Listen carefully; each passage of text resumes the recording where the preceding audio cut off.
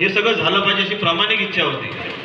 आणि प्रामाणिक इच्छा असली की परमेश्वर आपली सायचे काय. म्हणजे महाराष्ट्रात संपूर्ण जे तीर्थक्षेत्र मान्य झाले या माझ्या 2.5 वर्षाच्या काळात,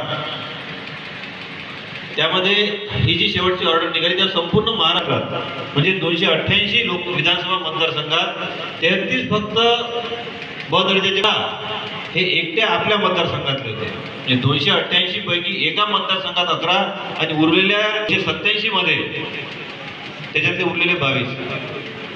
तर हे सर्व झालं पाहिजे ही त्याचीच इच्छा होती. आमच्या हातून ते काम करून घेतलं. मी नेहमीच म्हणतो की आम्ही निमित्त मात्र आहे, करणारा परमेश्वर आहे आणि तो नेहमी या सगळ्या चांगल्या गोष्टी करून घेत असतो. त्यामुळं रामनाथ स्वामींच्या मनात माझ्या हातून ते झालं पाहिजे अशी इच्छा असेल